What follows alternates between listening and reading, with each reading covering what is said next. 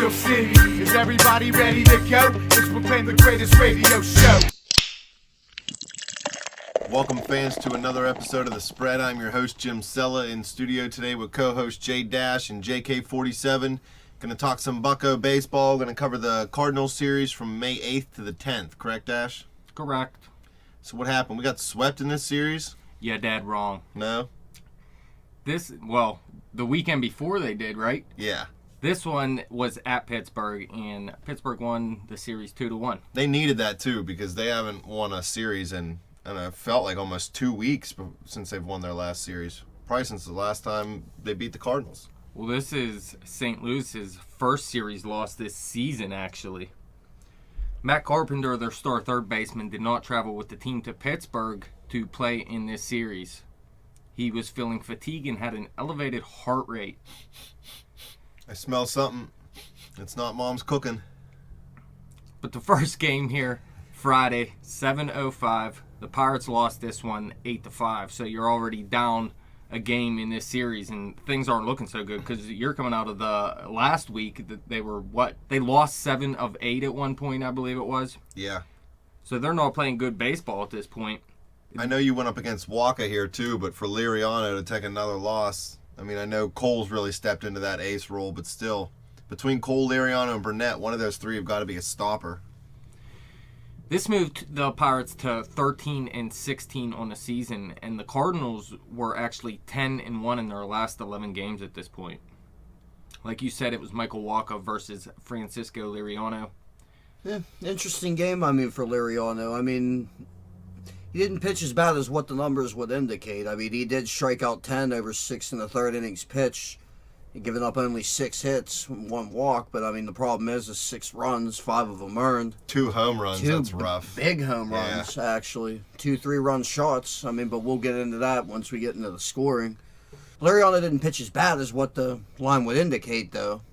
Yeah, and his ERA still at a nice 2.79 right now. Everybody has an off day. Wacha, on the other hand, he's been dominating all year.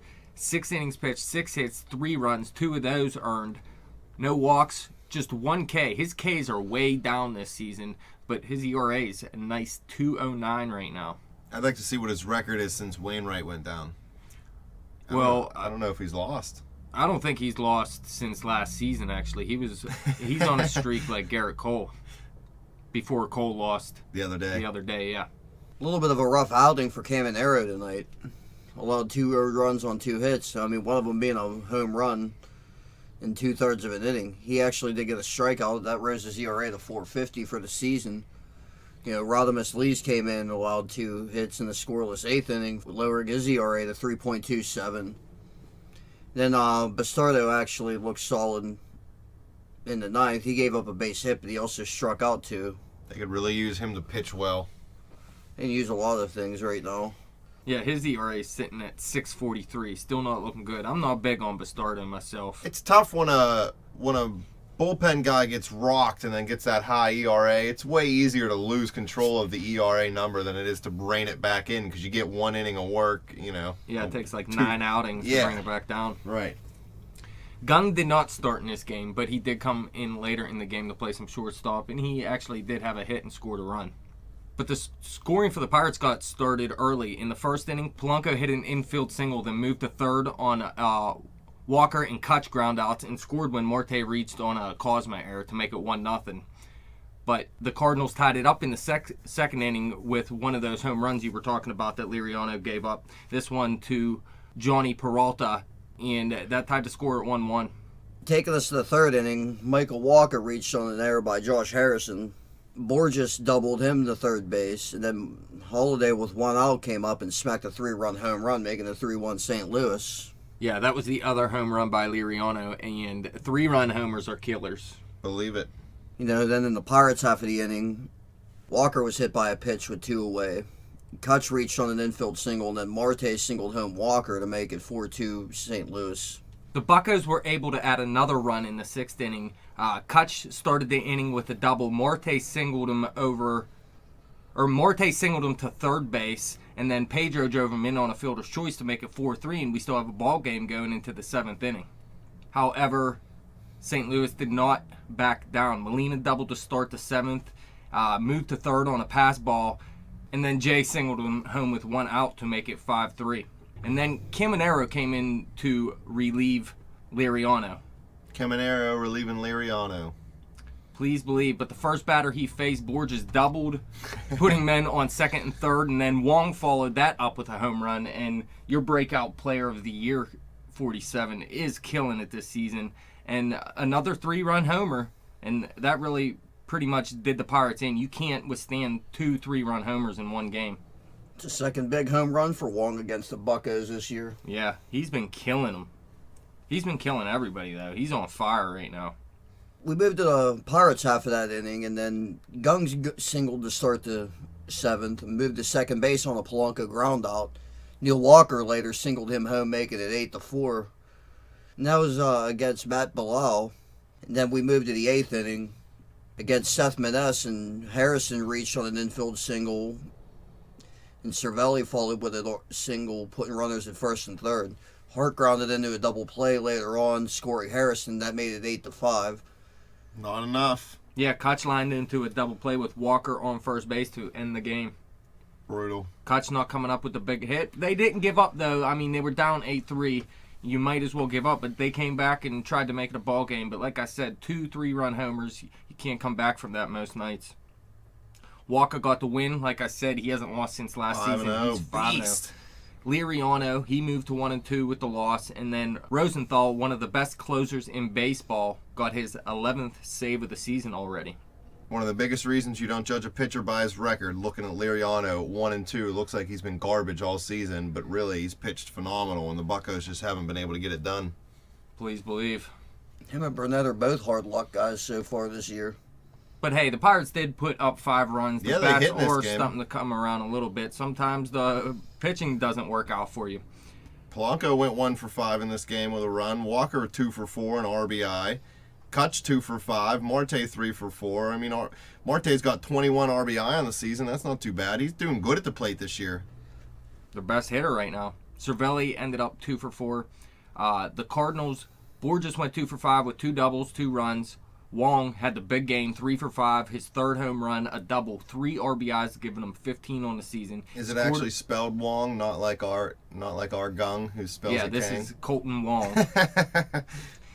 He scored a run. He had his 3rd stolen base of the season. Matt Holliday, 1 for 4, hit his big home run, 3-run homer. Has 17 RBIs on the season now. And Johnny Peralta, 1 for 5 with a home run, his 4th of the season, and his 14th RBI. Too many home runs in the opponent's stats.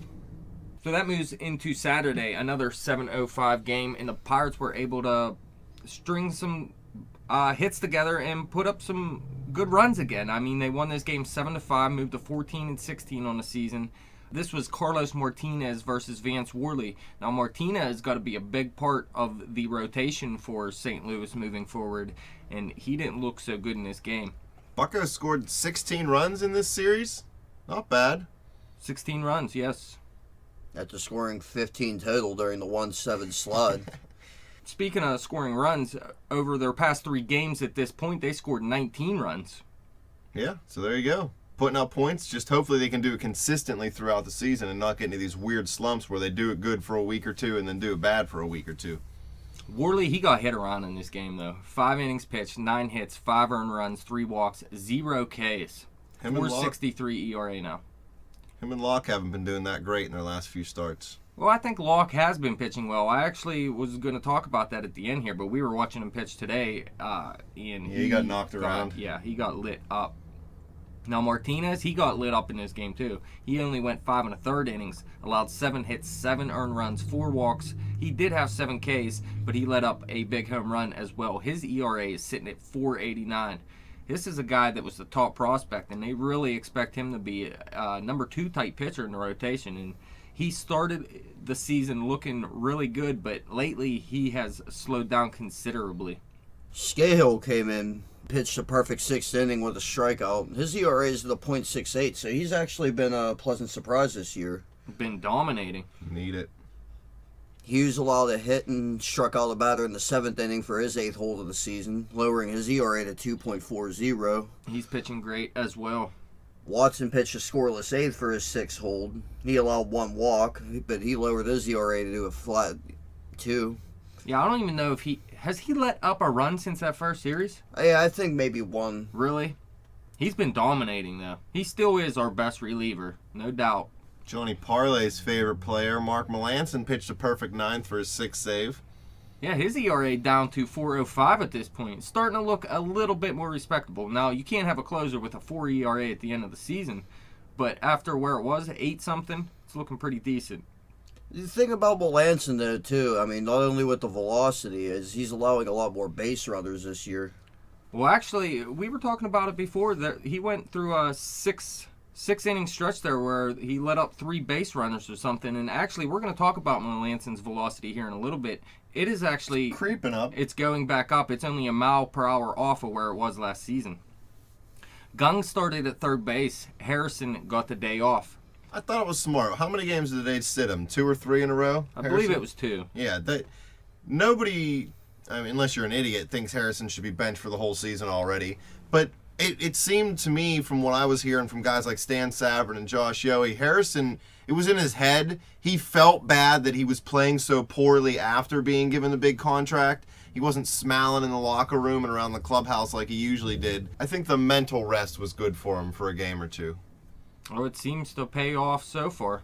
This is the game that Walker and Gung turned a triple play in the 2nd inning. This is before any scoring started, and it was the first time the Cardinals hit into a triple play in 12 years. Did you see this play, 47? I did. It was the first 4-5-4 triple play in history, wasn't it? First 4-5-4 in Major League history, correct. It was a bit of a base running blunder by the Cardinals, but it was good heads up by the Buccos to catch it. Molina lined the ball to Walker at second base.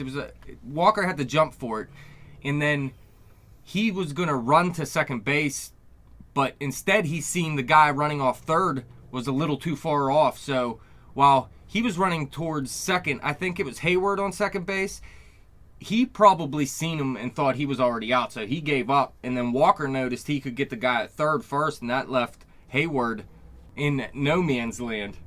But Gung almost didn't even notice that they could get the third out. I don't know if he thought there was already Do 3 Koreans outs. count to 3? I don't even know. There's only 2 numbers in there. But everybody had to yell at him, and then they There's ended 1, up 2, turning the 4, triple and play. Yeah. He just didn't understand the words they were using. But the scoring for the Pirates got started in the 2nd inning. Pedro walked to start the inning. Gung reached on an infield single, then Cervelli grounded out to put runners on second and third. Alvarez scored, and Gung went to third on a wild pitch by Martinez to make it 1-0. Mercer drove in Gung on an RBI ground out to make it 2-0, and then Worley and Polanco hit back-to-back doubles with 2 outs to add a third run in the inning. So it's 3-0 Pirates, looking good. Marte ended up leaving the game in the 3rd inning with what the team called extreme dizziness. I heard he was hanging out with Le'Veon Bell and LeGarrette Blunt. Yeah. Is that why he was dizzy, That's huh? that's why he was a little dizzy. After that, the Cardinals came back, all in the 4th inning, too. Wong and Holiday hit back-to-back singles to start the inning. Adams hit a fielder's choice ground out to put runners on first and third, and then Peralta singled home Wong to make it 3-1. Hayward doubled, scoring Adams and putting runners on second and third to make it 3-2, and Molina doubled, scoring Peralta and Hayward to make it 4-3 Cardinals. And they weren't even done there. Reynolds actually walked, and Martinez reached on an infield single to load the bases. Then Jay hit a sac fly to add a 5th run and make it 5-3. Wong actually walked to load the bases after that, but Holiday popped out to end the inning. Thank It could God. have been a terrible inning for the Yeah. Pittsburgh Pirates.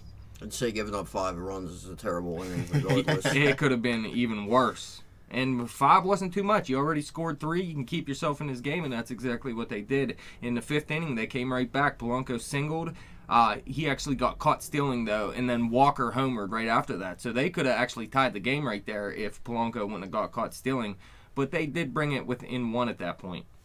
Okay, moving to the 6th inning, Sean Rodriguez singled and Alvarez walked to start out the 6th, and Cervelli walked to load the bases with 1 out.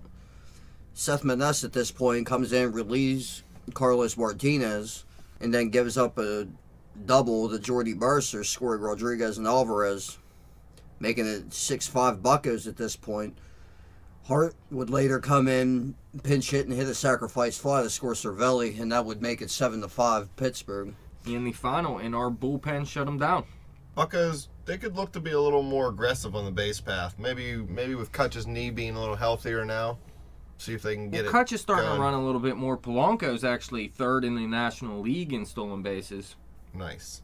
And Marte, he needs to steal a little bit more, I think. He's not the best base runner. He's not Well, horrible. he's still young, first of all, Yeah, but he's he might be the fastest guy on the team. Maybe Polanco. I don't know. One of those two are definitely the fastest on the team. Who do you think, 47? Francisco Liriano. Ha. Yeah. Pedro Alvarez. Yeah, that's wrong. The Black Abe Lincoln. He's going to challenge Ricky Henderson for that stolen base record. Rob Scahill got the win in this one. He moved to 1-2 on the season, his first win. Carlos Martinez took the loss. He moved to 3-1, so it was his first loss of the season. And then Melanson, his sixth save of the season. Doing work. Yeah, 1 blown save, 6 saves. So not terrible at this point. Leading the Buccos attack for this game was Gregory Polanco. He went 1 for 3. Hit his 10th double of the season, his 8th RBI of the year. He drew a walk, and he got caught stealing for the second time. Neil Walker went 1 for 4, hit his second home run of the year, drove in his 12th run. Pedro Alvarez went 1 for 2. He scored twice, drew a couple walks.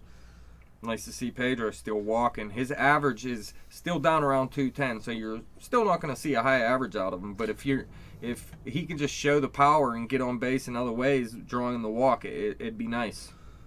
Well, Pedro actually is a Cardinal killer. I mean, he's actually had good success against St. Louis. So, I mean, St. Louis in this series actually said we're not going to let Pedro Alvarez get that big home run. You know, he actually drew some walks this entire series, not just this game. I mean, but getting back to the highlights, Gung went 2 for 4 with a run. So, I mean, he's actually been impressive as of late. Yes. Jordy Mercer went 1 for 3, the big double, drove in 3 runs for his 7th RBI of the year. Over on the St. Louis side of things, you got Colton Wong going 1 for 4. He drew a walk and scored a run. Matt Halliday, 3 for 5 with a double. Johnny Peralta went 2 for 3 with his 15th RBI.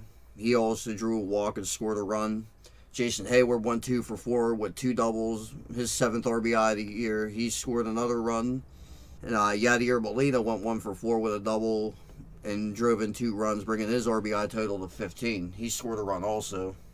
Yep. So the series tied 1-1 going into Sunday in the rubber match, a 135 game. And the Pirates were able to pull it out, win this one 4-3, moved to 15-16 on the season. The Cardinals moved to 22-9 still. Ridiculous.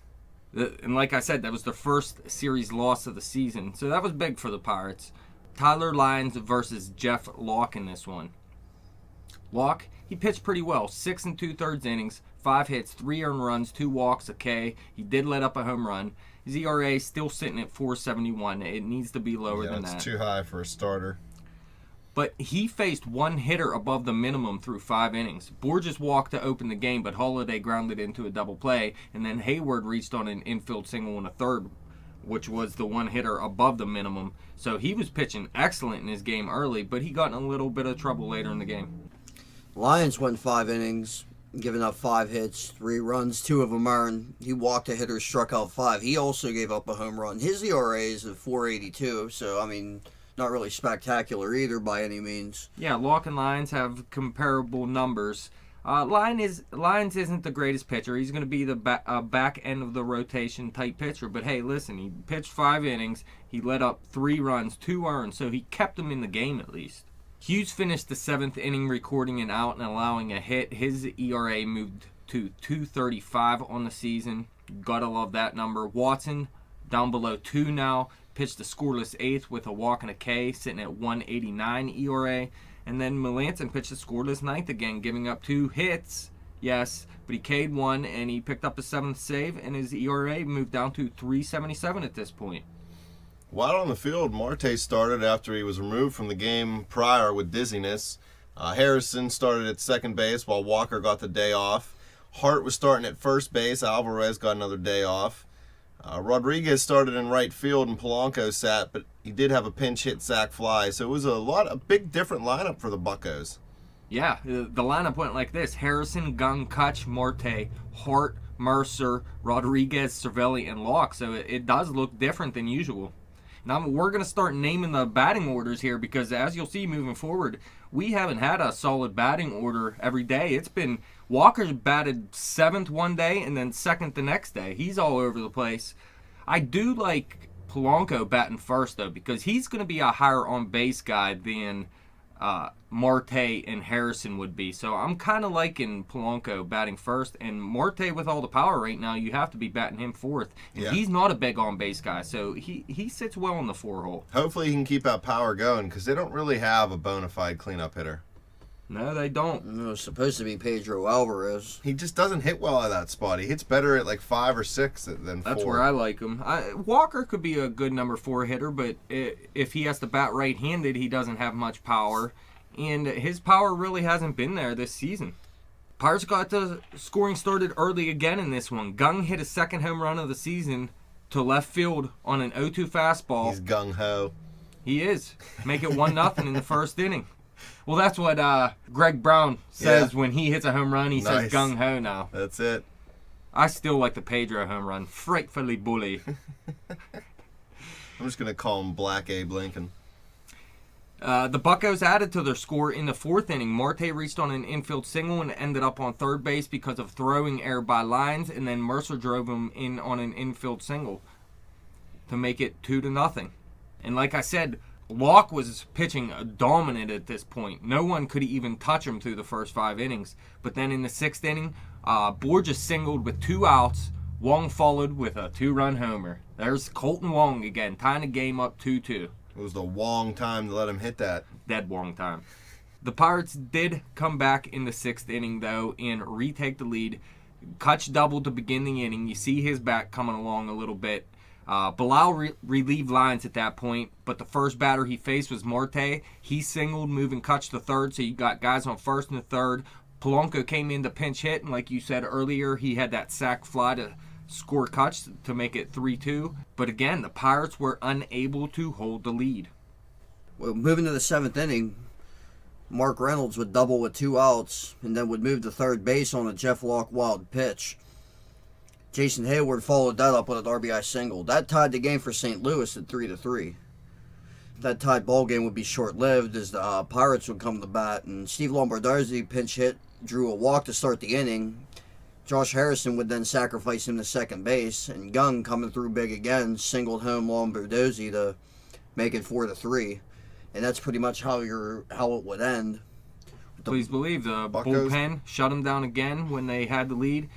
Big win for the Pirates. Gung coming up huge. He starts the game with the home run and ends the game with the winning base hit. Gotta ask yourself, does Gung deserve more playing time right now? Well, I'd be You're gonna- playing- I think so. Some people were saying to either take Mercer out or Harrison out. See, I don't want to take Harrison out. I want to take Mercer out. I do like Mercer, don't get me wrong, and he's probably a better defensive shortstop than Gung is right now. But he's not hitting right now, and even though I do like his bat when it is on, it's not going to be a huge bat still. He's going to give you double-digit pop at best and a 260, 270 average. One of Where my pirate Go ahead. Gung's a beast. is One all of my I'm saying. pirate sources says the organization's getting sick of Mercer's slow starts, and it's not like a Kutch slow start where he breaks out of it after 2-3 weeks, maybe a month at the most. They don't want to count on Mercer turning it around and getting it going like he did last year. And they're saying that Gung isn't bad at shortstop. You're saying Mercer's a better defensive shortstop. From what I hear, Gung will make the plays he's supposed to. He's just never going to make that web gem, get you on the highlight reel type play. It's short I was just so defensively. happy with Mercer's defense last season, and he only has 2 errors so far this year. I really like Mercer on the defense, but yeah, I mean, Gung definitely has more offensive upside. Mercer should be able to fit the role of utility and give Walker, Gung, and Harrison a day off too, though. So, Yeah, I mean, maybe he'll be better at the plate in that limited role. it's definitely a good problem to have. But like we said too, Mercer's bat might be coming alive a little bit. The previous game we were talking about, he had that big double to score 2 runs late in the game. But in this game, Hughes got the win, moved to 101. Mitch Harris took the loss. He moved to 101. And Melanson coming up with his 7th save in 8 chances. Parlay's article is getting more irrelevant every game we go over. Well, actually, in this Philly series, we'll be talking about people tune in to listen to that. Go find that series on our channel. Melanson actually did let up a home run to the first batter when he came in one of the games, and I was just thinking of Johnny Parlay at that time. That must have been the But game I that felt texted fine me. about it because they still had the lead, and I believe in Melanson. It was just funny. Leading the Buccos attack was Gung with going 2 for 4, driving in 2 runs. His 9th RBI of the year, his 2nd home run of the year. He scored a run. Andrew McCutcheon went 1 for 3 with a double. He drew a walk and scored a run. Sterling Marte went 2 for 4 with a run. Sean Rodriguez 2 for 3, doubled, and he drew a walk. Jordy Mercer went 1 for 4. He drove in his 8th run of the season. Yeah, so you see he has 4 RBIs over a 2-game span, so he's not playing that terrible. Yeah, his average is under 200, though, so he better pick it up quick, or else I do believe he should start sitting more often. How about the Cardinals? Borges went 1 for 3 with a run, and he drew... Borges. Yeah. Yeah. Colton Wong, big home run, his 4th of the year, 2nd RBI, or 2 RBIs rather, for his 17th of the season. He scored a run, drew a walk, he went 1 for 3. Yeah, so that gives him 3 home runs against the Pirates, and he has 4 on the season. Mark Reynolds went 2 for 4 with a double, he scored a run. Jason Hayward went 2 for 4, he drove in his 8th RBI of the season. It's a good thing Billy Hamilton don't play for the Cardinals because he'd get on base, steal first or second, And and then third, Wong and then Wong would hit him home every time. Hayward, though, he got off to a very slow start this season. He's finally starting to come around for the Cardinals. This is the guy they brought in for in the Shelby Miller trade that sent Miller to Atlanta when Oscar Tavares got killed in the offseason. I've never really been a big Jason Hayward guy. I like him. He's just never lived up to his potential. Every year I say he's going to do it, and he just doesn't do it. Maybe he will with the Cardinals. How about the series notes? Like I said, Melanson's velocity is starting to come back. That's a huge sign. He hasn't done anything too terrible outside of that one blown save, so I'm liking what I see out of Melanson right now. And now that his velocity is back, I'm pretty excited because we need good bullpen arms. I don't like some of these guys like Lees I'm getting fed up with, and Bastardo I'm kind of sick of. I want Holtzcomb to come up. Rumor has it, though, they shut him down. Yeah, I think it was like dead arm or fatigue or something. So it's nothing major. But eventually I want to see him up in this bullpen. Bucco's starters allowed 14 runs in this series.